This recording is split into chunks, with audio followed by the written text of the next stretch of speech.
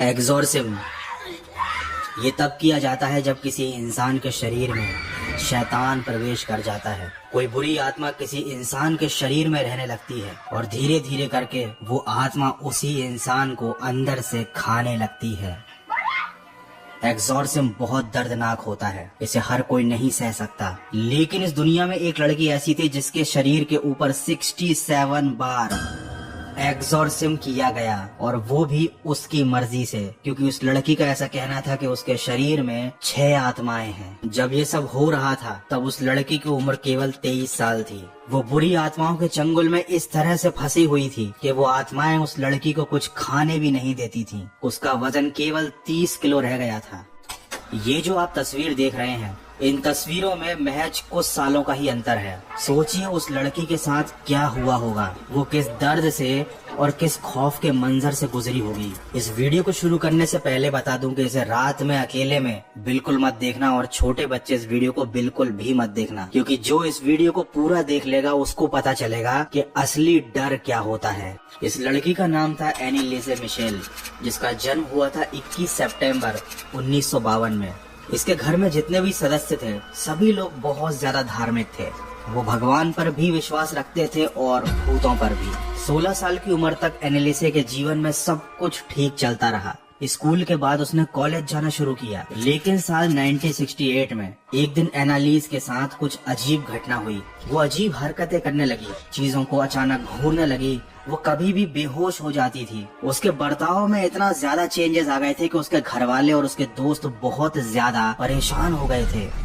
जब डॉक्टर्स ने चेक किया तो पाया कि एनालिस को एक बीमारी है जिसका नाम था टेम्पोरल लोब एपिलेप्सी। ये एक तरह की मिर्गी होती है जिसमें दौरे आते हैं और मरीज बहुत अजीब सा बिहेव करता है। करीब 5 साल तक एनालिस का इलाज चलता रहा, लेकिन डॉक्टर उसकी इस बीमारी को ठीक नहीं कर पा रहे थे, और एनालिस को जो दौरे पड़ते थे वो दिन ब दिन और ज्यादा भयानक होते जा रहे थे। 5 साल बीत चुके थे।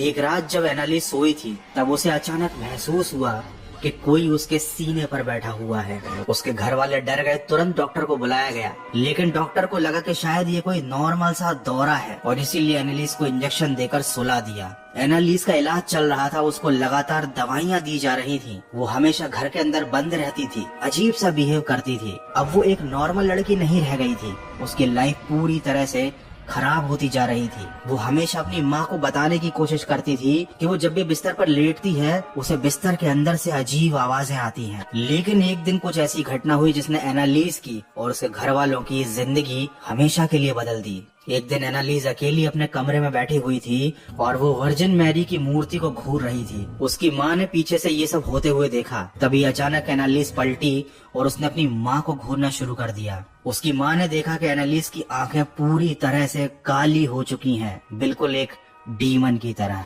सितंबर 1973 एनालिस की हालत बहुत खराब हो चुकी थी। वो डॉक्टर को बताने की कोशिश करती थी कि उसको घर में शैतान के चेहरे दिखते हैं। अब तो उसे ऐसा लगने लगा था कि जैसे उसके शरीर के अंदर ही शैतान है। वो ये भी कहती थी कि उसे इंसानों में से जले हुए मल की बदबू आती है। डॉक्टर द्वारा दी जाने वाली दवाइयों का उसके शरीर पर अब कोई फायदा नहीं हो रहा था। उसकी बीमारी बहुत ज्यादा बिगड़ चुकी थी और उसका बर्ताव दिन ब दिन और ज्यादा अजीब होता जा रहा था। कोई उसकी बातों पर विश्वास नहीं कर रहा था, और ये चीज एनालिस को बहुत ज्यादा परेशान करती थी। वो सबको बता रही थी कि उसके घर में शैतान है, उसको कोई बुरी आत्मा परेशान करती है, उसकी बीमारी की वजह क्या है, लेकिन सब उसकी मिर्गी का इलाज करने में लगे हुए थे। करीब 2 साल तक ये सब कुछ सहने के बाद 1975 में एनालिस ने खाना पीना पूरी तरह से बंद कर दिया। उसका शरीर हड्डियों का ढांचा बनता जा रहा था। उसने रात में सोना छोड़ दिया। वो रात भर जागती रहती।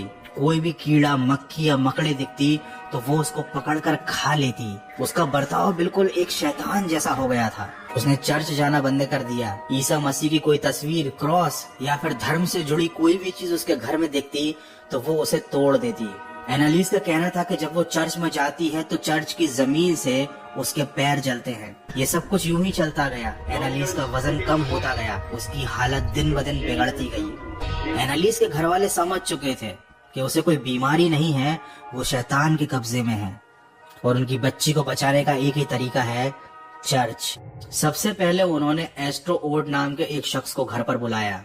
एस्ट्रो चर्च में ही काम करता था और चर्च के फादर्स की एग्जॉर्सिज्म में ये मदद भी करता था। जब एस्ट्रो घर आया तो उसने देखा एनालीज फर्श पर पड़ी हुई है।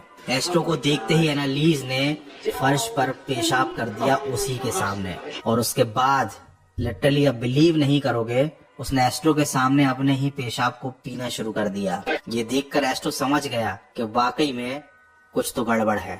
एस्ट्रो ने जब ये पूरी घटना चर्च के फादर्स को बताई तो कैथोलिक चर्च के बिशप जोसेफ स्टेंगल ने अपने एक और साथी के साथ मिलकर एनालीज के ऊपर एग्जॉर्सिज्म परफॉर्म करना शुरू किया। इस दौरान वो अजीब सी आवाज में गुर्राती थी। एनालीज ने खाना पीना छोड़ रखा था, उसकी हालत बिगड़ रही थी, और 67 बार एग्जॉर्सिज्म की दर्दनाक प्रोसेस के बाद आखिर उसने खुद अपने शरीर को छोड़ने का फैसला किया।